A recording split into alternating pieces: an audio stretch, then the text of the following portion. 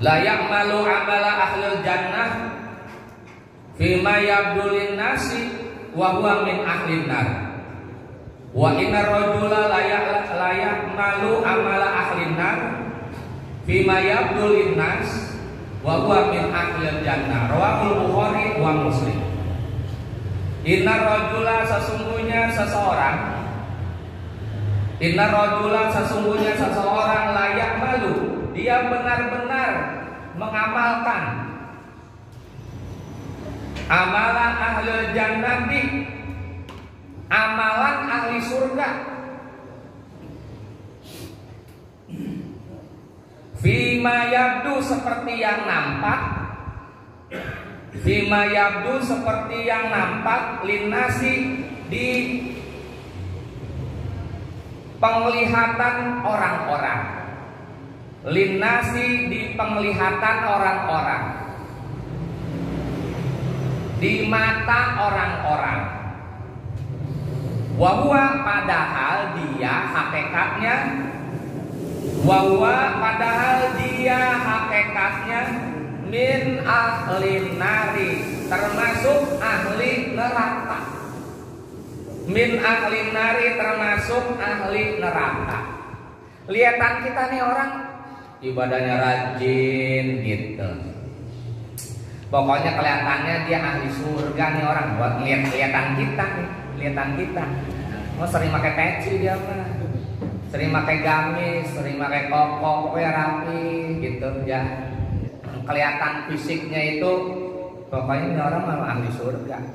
Sholat rajin dia ke masjid, ke musola, majlis taklim ada, zikiran ada, begitu ya. Kelihatannya kita kan kita melihatnya yang lahir-lahir, bukan batin-batin. Tapi padahal yang kita sangka dia ahli surga, ternyata bukan. Padahal mah min ahli neraka kata Allah, bukan. Maka Allah mah kagak ngelihat fisik-fisik kita, nggak dilihat.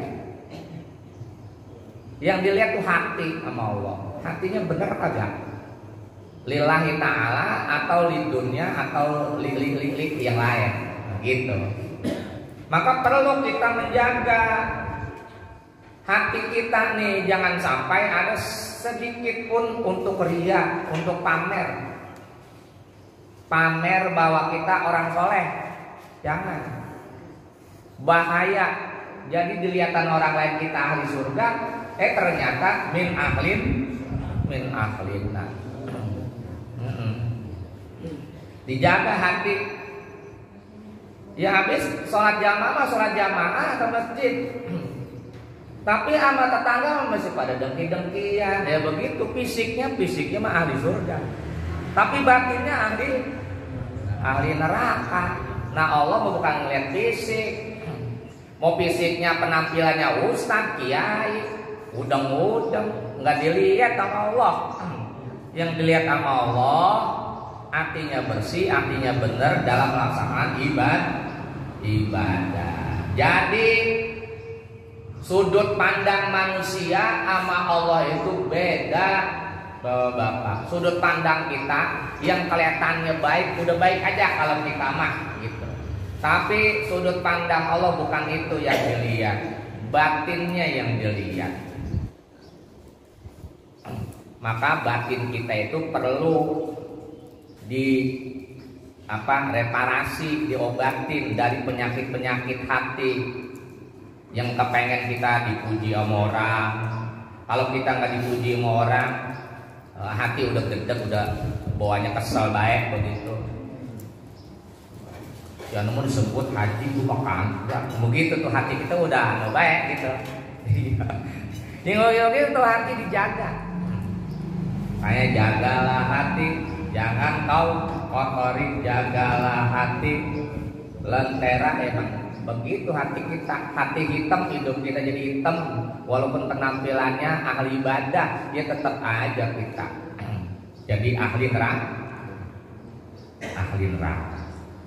Naudzubillah min jalik. Maka penampilan fisik nggak terlalu penting sebetulnya. Tapi nyatanya orang itu sekarang lihat penampilan fisik. Iya. Yang dilihat penampilan fisik. Udah dipanggil pakai sorban itu dipanggil Ustadz Ben. Iya kan, kalau yang nggak mau itu kaos oblong apa? Kagak. Pak Ustadz pakai kaos oblong, Pak Ustadz begitu gitu. Padahal di dunia tasawuf itu nggak penting nih, gini-ginian ini kan topeng-topeng, aksesoris, casing, fiturnya belum tentu begitu. KW ternyata casingnya. Ya gitu ya. Cuman ada cumannya nih. Oh kalau begitu mah kita kagak penting nih penampilan kita di zaman sekarang ya kita harus ikuti, tapi kita bukan menampilkan fisik. Karena Allah juga memerintahkan kita kalau ke masjid, ke musola, mau sholat jamaah, khuzu zinatakum. Begitu kan disuruh. Pakai pakaian yang bagus, yang rapi. Ya gitu, jadi kita bisa mengkondisikan diri kita begitu. Kalau ke masjid, ke musola, ke majlis taklim begitu, pakai pakaian rapi begitu. Jangan fisik nggak perlu. Giliran majlis taklim pakai kaos oblong, celana lepis begitu.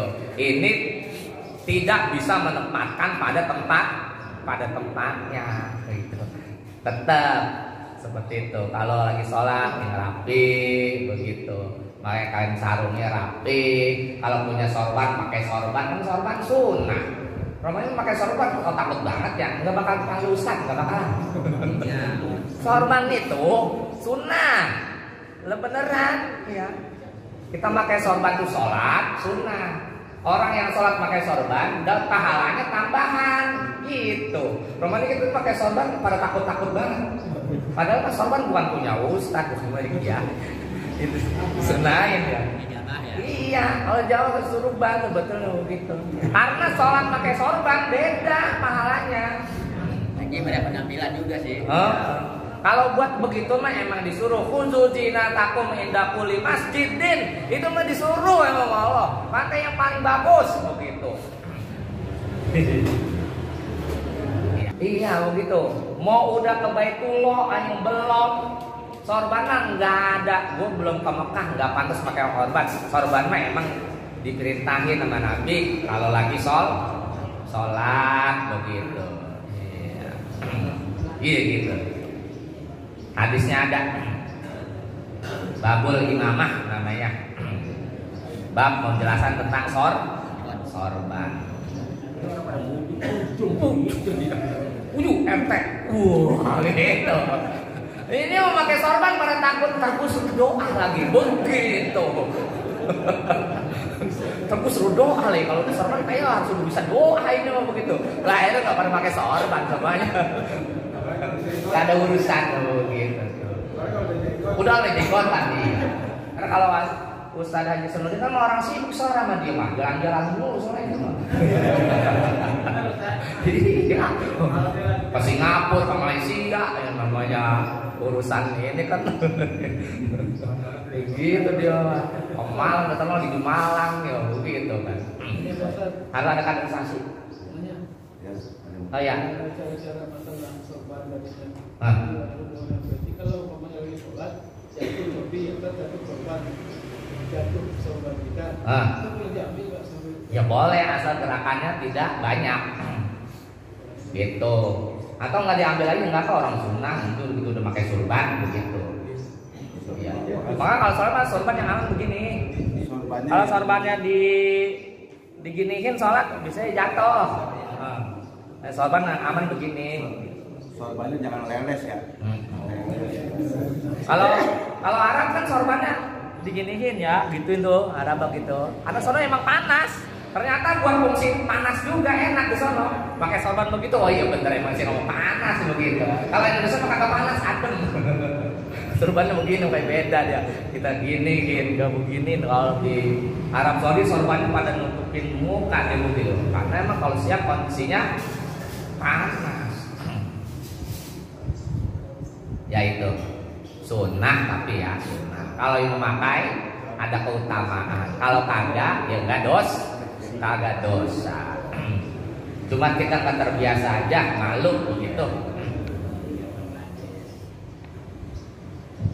Lanjut. Jadi begitu, bukan fisik, tapi dalam kondisi tertentu justru fisik harus emang ditampilkan, kata Allah. Kalau lagi ke masjid, ke majlis taklim, begitu. Nggak usah malu-malu. Majlis taklim, ke masjid, ini lagi masjid kita. Nggak usah malu-malu sih mah. Emang ini tempat penampilan kudu keren di sini mah. Wa inna rajula, dan sesungguhnya seseorang, wa inna rajula, dan sesungguhnya seorang layak malu, dia benar-benar beramal amalan ahli nari, dengan amalan ahli neraka. Bima yabu, seperti yang nampak, linasi, pada penglihatan orang-orang. Wahwa padahal dia min ahlil jannati, pada hakikatnya sebagai ahli surga. Kelihatan kita nih orang neraka. Padahal dia yang ahli surga. Maka jangan pandang orang itu ya dengan penilaian kita. Enggak perlu kita nilai orang. Ini orang ahli surga, ini orang ahli neraka. Enggak, kita itu enggak berhak nilai begitu. Yang nilai begitu yang berhak cuma siapa? Allah Subhanahu wa ta'ala. Jangan kita memandang orang dekat sama perek, ahli neraka udah itu mah. Ahli perek, mainannya sama perek ya, sama pelacur begitu. Jangan kita anggap mereka itu ahli neraka, baik belum. Sebelum meninggal mah nggak ada ahli neraka, nggak ada ahli surga. Entah kalau udah meninggal baru. Ada orang-orang alim mainnya sama pelacur, sama perek. Teman-temannya sama dia pada begitu. Tapi nggak mengganggu kealiman dia. Justru dia lagi sedang berdakwah itu supaya pelacur itu ada yang insaf begitu. Ya kalau kita jangan main pelacur, dia ngacak. Kita mah bahaya. Jangan, makom kita bukan situ. Lah makom kita mah sama perempuan cakep bukan pelacur dulu, kita harus resep. Gitu. Apalagi sama pelacur, ya. Jangan bang. Masing-masing kita itu seperti itu. Jadi jangan sekali-kali menilai orang. Apalagi kata tiap-tiap antum min ahli neraka. Ada kelompok-kelompok begitu tuh. Meninggal doa nggak nyampe, Fatihah kagak nyampe. Kadang dia mati di kuburan dia ngerasain sendiri. Kalau nggak dikirim doa tuh gimana? Nggak dibaca Fatihah tuh gimana? Begitu. Yang begitu tuh ya. Doa sesat, terkadang sesatin kalau mereka begitu. Ya. Doa sesat begitu. Nggak boleh. Haram, dilarang kita. Maka ada yang ngajarin guru-guru kita supaya ngatain orang begitu. Kagak ada dari zaman dulu saya ngaji, nggak ada guru saya yang suruh ngatain begitu. Itu mau urusannya Allah Subhanahu wa ta'ala. Rawahu, hadis ini diriwayatkan Al-Bukhari oleh Imam Bukhari, wa Muslimun, dan Imam Muslim.